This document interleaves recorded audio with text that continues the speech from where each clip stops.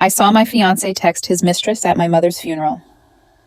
30 minutes later, he couldn't get back into my house. I saw the message on his phone while my mother's casket was 10 feet away. She's at her mother's funeral. The house is ours. I replied from his phone before he could lock the screen. Be right back. Then I went home, changed every security code, and made sure the next person who tried to enter my house without permission would be heard by the entire neighborhood. My name is Claire Bennett.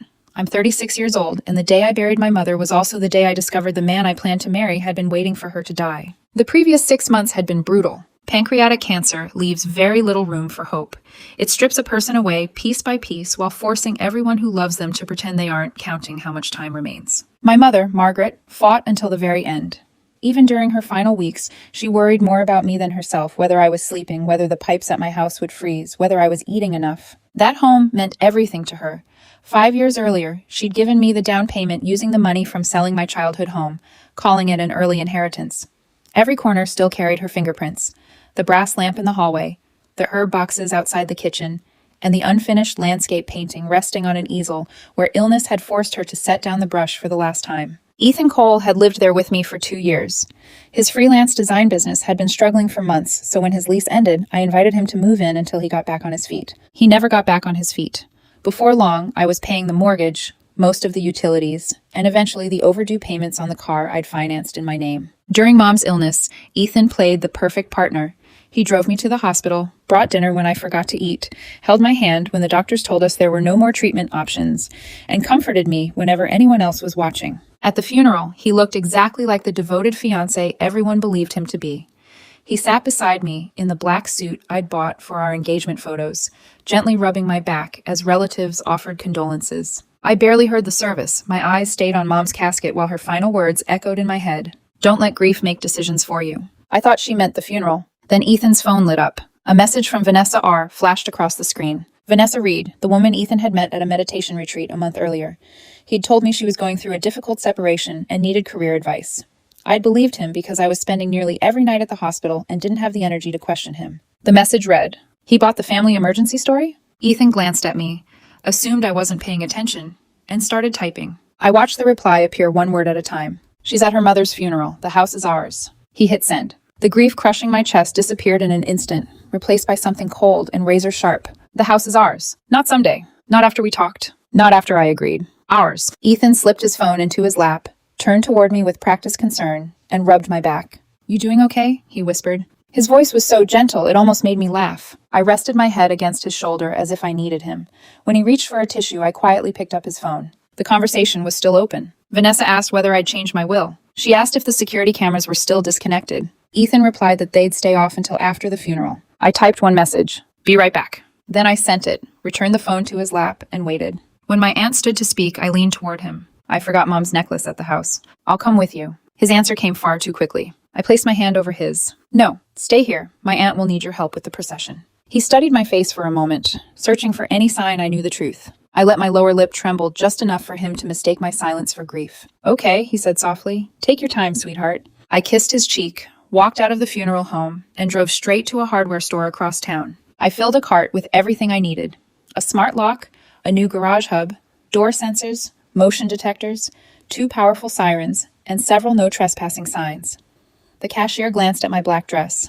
Home project? Something like that. The moment I got home, I covered Mom's unfinished painting with a clean sheet before touching anything else. Then I got to work. I worked faster than I ever had before. The old lock disappeared first, replaced by a smart lock protected by a 10-digit code Ethan would never guess. I reprogrammed the garage, disabled every existing remote, installed sensors on every entrance, positioned motion detectors throughout the house, hid 2 sirens inside the walls, and posted no trespassing signs around the property. By the time I finished, anyone trying to enter without permission would wake half the neighborhood. Then I armed the system and returned to bury my mother. Outside the funeral home, Ethan frowned. You were gone almost 3 hours. I needed a minute. Did you get the necklace? I touched my coat pocket. Yes. He wrapped an arm around me, never realizing those 3 hours had erased him from every security system connected to my home. At the cemetery, I watched my mother's casket disappear into the ground while Ethan held my hand. Feeling the engagement ring against my fingers, I couldn't stop wondering whether he'd already promised Vanessa he would sell it. We drove home in silence. The first thing Ethan noticed was the no trespassing signs. What are those? Security precautions. Why would you install them today? I needed something to do. His attention shifted to the new lock. What happened to this keyhole? It doesn't need one. What's the code? Same as before. He entered the old code. Access denied. He tried again. It isn't working. Maybe you typed it wrong. I know the code, Claire. He pressed each number more firmly. Access denied. Confusion quickly turned into irritation. This is ridiculous. Open the door. The back entrance might still work. He stormed around the house while I stayed exactly where I was. The moment he pulled on the patio door, a warning chime echoed through the yard. 30 seconds. What is that? The new alarm. He stared at the keypad. What's the code? You said you knew it. You told me it was the old one. My mistake. The countdown continued. Claire, turn it off. I didn't move. Only then did he understand. This wasn't a security upgrade. It was built for him. You should know the code, I said quietly. After all, the house is ours. Every trace of color disappeared from his face. What did you say? The countdown dropped into single digits. Claire, listen to me. This isn't what you think. The timer reached 0. Both sirens exploded through the house at once. Ethan stumbled backward, covering his ears, as the sirens exploded through the house and spilled into the quiet neighborhood. Porch lights flicked on all around us. My phone rang almost immediately. I answered the security company's call without taking my eyes off him. Yes, I can see the person who triggered the alarm.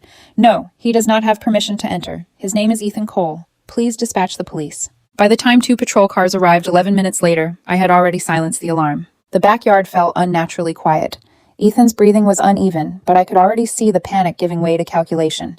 With officers on the scene, he had exactly what he wanted, an audience. A younger officer approached with an older woman who introduced herself as Officer Bryant. We received a report of an unauthorized entry. Ethan stepped in before I could answer. She locked me out of my own home. I'm her fiancé. Her mother was buried today, and she's not acting like herself. Bryant turned to me. Is this your residence? Yes. And you own the property? I do. Ethan quickly produced his driver's license along with utility bills, bank statements, and insurance mail showing my address. Bryant looked them over before nodding. Mr. Cole appears to have established residency. You can't simply lock him out without following the legal process. Ethan lowered his head, carefully playing the victim. I tried explaining that. The performance was almost identical to the one he'd given at the funeral. This is a civil matter, Bryant continued. If you want him removed permanently, you'll need to follow the proper eviction process. A faint smile crossed Ethan's face. It disappeared as soon as I unlocked my phone. I changed the security system after discovering Mr. Cole planned to bring another woman into my home while I was attending my mother's funeral. Officer Keller frowned. What woman? Vanessa Reed. Ethan snapped toward me. That isn't true. Without a word, I handed Officer Bryant the photograph I'd taken from Ethan's phone. She read aloud. She's at her mother's funeral. The house is ours. Her eyes lifted. Did you send this? It was taken out of context.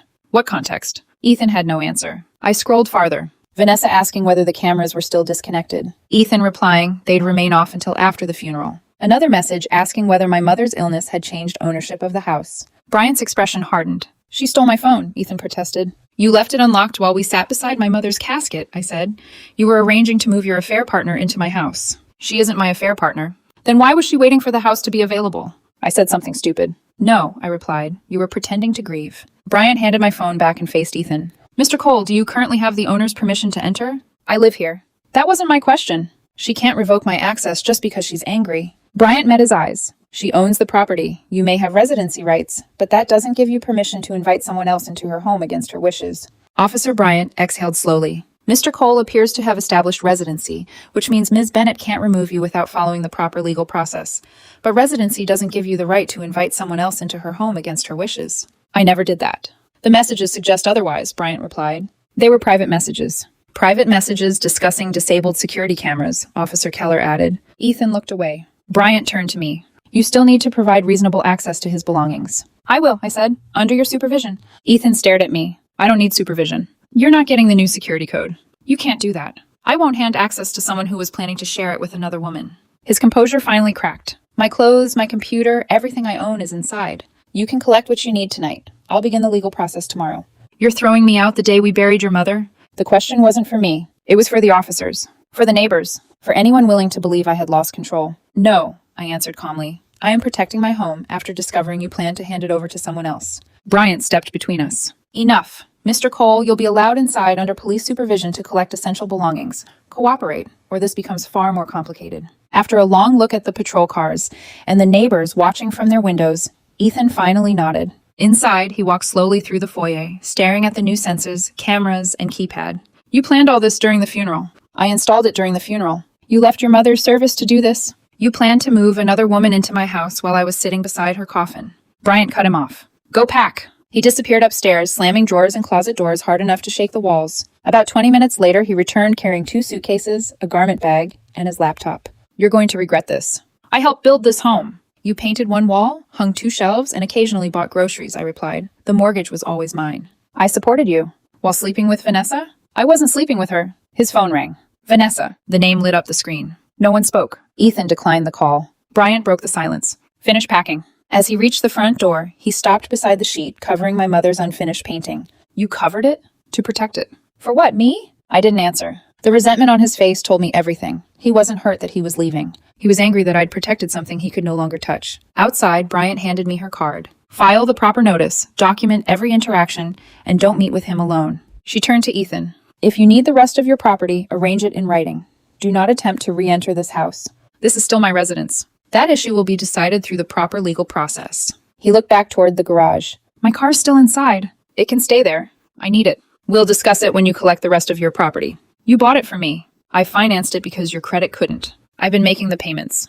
You missed the last 6. His jaw tightened. This isn't over. I know. He dragged his luggage down the driveway and answered another call from Vanessa before reaching the sidewalk. She knows, he said. No, I don't know how. Just come get me. 20 minutes later, a dark blue sedan pulled up to the curb. Vanessa was behind the wheel. She never got out. From the porch, I watched Ethan load his luggage into the trunk while she studied my house as though it already belonged to her. Before driving away, she raised her phone and took a picture of the front of the property. Officer Bryant noticed. Save your security footage. I will. The next morning, I woke after barely 2 hours of sleep. Seeing my black funeral dress hanging on the bedroom door brought everything back at once. Mom was gone, and Ethan's betrayal had followed her funeral home. At 8:30, I called Frank Adler, a property attorney recommended by one of Mom's colleagues. After listening to everything, he got straight to the point. Mr. Cole may have residency rights, but he has no ownership rights. We'll start the legal process today. It may take weeks if he fights, so document everything and keep all communication in writing. Angry people usually create the evidence that defeats them. An hour later, an unknown number appeared. Claire, this is Vanessa Reed. Her voice was calm, almost rehearsed. Ethan's too upset to speak right now. He needs the rest of his belongings, and he needs the car. The belongings can be collected under supervision. The car is titled and financed in my name. He's been driving it for over a year. That doesn't make it his. She tried a different approach. I wasn't trying to interfere in your relationship. You were discussing my house with my fiancé during my mother's funeral. That message was poorly worded. You asked whether the security cameras were disconnected. Silence. Finally, she sighed. We'll be there tomorrow with a police escort. Ethan may come. You may wait in the car. You're making this uglier than it has to be. No, you and Ethan already did that. I ended the call and immediately phoned Frank. They're coming for the car. He asked only 3 questions. Whose name is on the title? Mine. The loan? Mine. Recent payments? I made them. Then it's your vehicle. Contact the lender, revoke Ethan's permission to use it, and follow whatever process they instruct. As for his belongings, don't destroy anything. Inventory everything, photograph it, store it professionally, and preserve his access. Within minutes, I knew exactly what to do. By noon, I'd contacted the lender, a moving and storage company, and a locksmith. That afternoon, professional movers packed everything that belonged solely to Ethan. Every room was photographed before and after, every item cataloged, boxed, and transferred to a climate-controlled storage unit. I paid the first month's rent myself. Before dawn the next morning, a recovery truck arrived under instructions from the lender.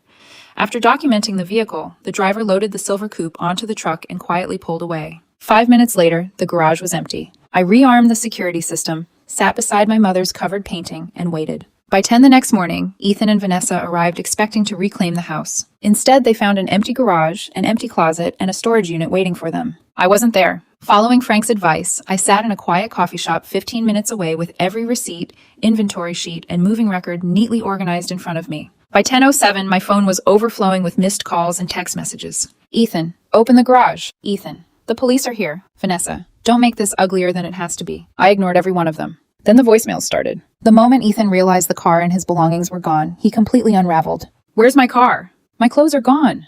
My office is empty. If you touch my equipment, I swear. The last message cut off mid-sentence. Frank had been right. People became remarkably honest once they stopped thinking clearly. A few minutes later, Officer Bryant called. Mr. Cole claims you've stolen both his vehicle and his belongings. I've stolen neither, I replied. The lender recovered the car after I revoked his permission to use it, and everything that belonged solely to Ethan was professionally photographed, inventoried, packed, and transferred into storage. You have documentation? Complete documentation. I'll email everything, including the storage information. Behind her voice, I could hear Ethan shouting, while Vanessa insisted I couldn't do what I'd done. Bryant finally sighed. From everything you've described, this appears to be a civil dispute, not a criminal one. Before ending the call, she added quietly, I wish more people handled separations this carefully. I immediately forwarded every document to Frank instead of responding to Ethan. 20 minutes later, Vanessa called again. This time the calm was gone. You moved everything. Yes. Some of those things weren't Ethan's. Then your attorney can identify them. You embarrassed him. No, I protected myself. You ruined his credit. I didn't miss 6 car payments. Silence stretched across the line before she finally said, You're enjoying this. I looked through the cafe window at a little girl whose mother was fixing her backpack. For a moment, I saw my own mother. No, I answered quietly. I buried my mother yesterday. I'd trade every legal victory for one more conversation with her. Vanessa hung up without another word. Around noon, Frank called. I've reviewed everything, he said. They're bluffing. He walked through it quickly. The vehicle couldn't be claimed as stolen because ownership was fully documented. Ethan couldn't accuse me of destroying property because every item had been photographed, inventoried, and professionally stored. The only arguments left were emotional damages and claims that he'd somehow contributed to the household. He painted one wall, I said. Frank laughed. I've seen stranger legal theories. Just remember, desperate people don't make careful decisions.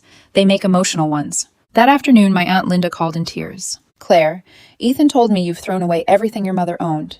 He said you're having a breakdown. Without answering, I started a video call and walked through the house. Every room was untouched. When I reached the living room, I lifted the sheet covering Mom's unfinished painting. The canvas was exactly as she'd left it. My aunt broke down crying. He said it was destroyed. I know what he said. The lie made perfect sense. If everyone believed grief had made me unstable, then every decision I'd made would look irrational instead of deliberate. That evening, Frank called again. I've spoken with Ethan's attorney. They've already hired one? They're claiming a legal self-help eviction, saying Ethan made substantial contributions to the property. The blue wall? Frank chuckled. Yes, apparently paint now counts as equity. 6 days later, the lawsuit arrived. The complaint ran 27 pages and included 5 separate claims. Illegal eviction, conversion of property, emotional distress, breach of promise, and $50,000 in damages. Ethan also demanded I pay the remaining balance on the repossessed coupe, arguing I'd gifted it to him because we planned to marry. Frank skimmed the complaint once before setting it aside. They're throwing everything they can at the wall. Does any of it matter? Very little. He pointed to the same screenshot we'd already preserved. She's at her mother's funeral. The house is ours. They're arguing you changed the locks to force him out, Frank said. We're going to show you, changed them, because he planned to move another woman into your home while you were burying your mother. That single message became the center of the entire case. The first hearing lasted less than 20 minutes. The judge reviewed this police report, Officer Bryant's observations, my ownership records, the storage documentation, and the vehicle financing papers. When Ethan's attorney argued that I had maliciously seized his property, Frank handed over a thick binder showing every item had been photographed, inventoried, and professionally stored. After flipping through several pages, the judge looked at Ethan. Your property appears to have been preserved. His attorney immediately changed direction, arguing emotional harm instead. Frank stood. My client buried her mother less than 3 hours before discovering Mr. Cole was planning to move another woman into her home. The courtroom fell silent. No ruling today, the judge concluded, setting another hearing. Outside, Frank smiled. They've already abandoned half their case. 3 nights later, my doorbell rang just after 11. 2 police officers stood outside. We received a welfare check request, one explained. Someone reported you're grieving, unstable, and maybe a danger to yourself. I invited them inside without hesitation. They asked the required questions, looked around the house, and quickly realized I wasn't suicidal. You're grieving, one officer said gently. That's not the same thing. As they left, the younger officer hesitated. I can't tell you who called, but sometimes these requests aren't made out of concern. After they were gone, I cried harder than I had at the funeral. Not because of Ethan. Because strangers had just walked through the home my mother helped me buy to see whether I planned to die inside it. When I told Frank, his expression darkened. They're building a narrative, he said. If they convince people grief made you unstable, every decision you've made starts looking irrational instead of deliberate. Then he leaned back.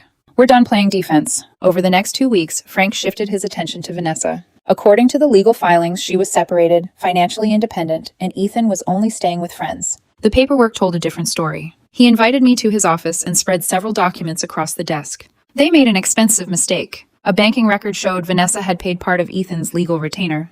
That alone isn't unusual, I said. No, Frank agreed. This is. He slid over property records, business filings, and voter registration documents. Everyone listed the same address Vanessa claimed she'd left months earlier. She still lives there? She does. With her parents? Frank pushed one final document toward me. A marriage record. Vanessa Reed. Married for 10 years. Spouse, Daniel Reed. I stared at the page. I thought Ethan said she was separated. So did I. There isn't a divorce, Frank said. No legal separation. No filing of any kind. The message from the funeral flashed through my mind again. They hadn't just betrayed me. They had been planning a future together, while another man still believed he had a wife. Frank wasn't finished. "We've reviewed the financial records," he said. "Ethan keeps claiming he's financially devastated, yet someone else has been paying almost every legal bill. The payments traced back to Vanessa or businesses connected to her household. If she's funding this lawsuit with marital assets," Frank said, "her husband suddenly becomes very relevant." I looked back at the marriage certificate. 10 years. While she and Ethan were planning to move into my home, Frank immediately requested financial discovery. "They'll fight it," I said. "I hope they do. The harder they resist, the more questions the court starts asking, and people can usually manage one lie, not 20. He was right. Within days, Ethan's attorney filed emergency motions trying to block access to Vanessa's financial records. Frank smiled as he read them. "They're not afraid of me. They're afraid of someone else seeing these documents." I already knew who he meant. Daniel Reed. The judge denied most of their request, allowing limited financial discovery to move forward. That was enough. Less than 2 days later, Ethan's attorney called to discuss settlement. With my permission, Frank put the call on speaker. "My clients will dismiss several claims," the attorney said, "if Ms. Bennett pays $25,000 and assumes the remaining balance on the vehicle." Frank didn't hesitate. "My client declines." "Then what's your counteroffer?" "You dismiss every claim with prejudice. Both parties sign mutual no-contact and non-disparagement agreements, and each side pays its own legal fees." A long silence followed. "That's unacceptable." Frank closed the file. "Then we'll continue with discovery." The attorney ended the call. The next morning, Vanessa called. She sounded exhausted. "Can we meet?" "No. Just 10 minutes. "No. I don't want to fight anymore." "You helped sue me." She started to blame Ethan, then stopped herself. "You don't understand everything," she whispered. "I understand more every day." Before hanging up, she said one sentence that stayed with me. "If this keeps going, more than one family is going to fall apart." When I repeated the conversation to Frank, he didn't hesitate. "She isn't afraid of Ethan," he said, glancing at Vanessa's marriage records. "She's afraid of her husband." 3 weeks later, we met for mediation. Ethan arrived looking exhausted. Vanessa came separately with her own attorney and barely acknowledged him, which immediately caught my attention. After introductions, Ethan's attorney repeated the same demand. $25,000 and the vehicle loan. Frank smiled. "No." Then he slid a folder across the table. "Not to Ethan. To Ethan's attorney." The attorney's expression changed almost immediately. Vanessa turned pale. "We've completed enough financial discovery," Frank said calmly. "Your lawsuit claims Mr. Cole is financially devastated, yet someone else has been funding his legal expenses." "That's irrelevant," Vanessa interrupted. "It becomes very relevant," Frank continued, "when those payments appear connected to a household where the payer is still legally married." The room went silent. "There is no divorce," Frank said. "No legal separation. Ms. Vanessa Reed remains married." Ethan slowly turned toward her. "You told me you were divorced." Vanessa couldn't answer. Frank closed the folder. "We're also prepared to subpoena financial records to determine whether marital assets were used to finance this lawsuit." Vanessa's attorney immediately requested a recess. During the silence that followed, Ethan finally looked at Vanessa. "You let me destroy my relationship while you went home to your husband every night?" "I wanted to leave him," she whispered. "But you didn't." She reached for his arm. He pulled away. When the mediator returned, 15 minutes later, the atmosphere had completely changed. "So," he asked carefully, "where do we stand?" Before Frank could respond, Vanessa spoke. "We're withdrawing the lawsuit." Ethan stared at her. "What?" She took a slow breath. "If this case continues, my husband will see every financial record." The room fell silent. "Your husband?" Ethan repeated. "He doesn't know." Those 4 words ended the case before any judge could. "You let me fight this lawsuit while you were still living as another man's wife?" Vanessa couldn't answer. "You used me." Frank quietly closed his folder. "My client's settlement offer remains unchanged," he said. "Dismiss every claim with prejudice, sign mutual no-contact and non-disparagement agreements, and each side pays its own legal fees." Vanessa reached for the agreement immediately. Ethan laughed bitterly. "You promised we'd build a life together." The room fell silent. The same promise that had started everything now ended it. Vanessa lowered her head. "I made a terrible mistake." "You lied about your marriage," Ethan said. "You let me destroy my relationship for someone who never even left her husband." "I kept telling myself I would." "But you never did." Within 20 minutes, both of them signed. The lawsuit was dismissed with prejudice. Neither of them could sue me over the same claims again, and both agreed to have no further contact with me. As we left the courthouse, Frank smiled. "Congratulations." "It doesn't feel like winning." "It rarely does." Outside, Ethan caught up with me. He looked nothing like the confident man who had sat beside me at my mother's funeral. "Claire, I'm sorry." "For what?" He couldn't answer. "Start with the funeral," I said. "You texted another woman while my mother lay in front of us. You planned your future in the house she helped me buy, then watched me grieve as if none of it mattered." He lowered his head. "I was stupid." "No." He looked up. "You were selfish. There's a difference. I thought there would be time to fix it. There isn't." I walked away before he could say another word. 3 weeks later, Officer Bryant called. I thought you'd want to know, she said. Vanessa's husband has filed for divorce. I wasn't surprised. And your former fiancé no longer lives with her. Thank you for letting me know. Take care of yourself, Ms. Bennett. You too, officer. Months passed. Autumn replaced summer, and the house slowly felt like mine again. The first thing I changed was the peacock blue wall Ethan had always claimed proved he'd built the home. I painted it a soft sage green instead. Mom would have loved it. Her unfinished landscape stayed in the living room. Some evenings after work, I'd sit beside it with a cup of tea, not to finish it, only to remember. The legal battle eventually cost me more than $20,000 between attorney fees, storage, movers, and security upgrades. People sometimes asked whether it had been worth it. I always gave the same answer. Yes, because the house was never what I was fighting for. My mother used to say a home wasn't defined by its price, but by the people willing to protect it. The day Ethan chose betrayal, that responsibility became mine alone. Nearly 2 months after mediation, I stopped at the neighborhood garden center and bought lavender, rosemary, and white daisies, the flowers Mom loved most. I planted them beneath the front window where she'd spent every spring, and as I finished, a neighbor smiled.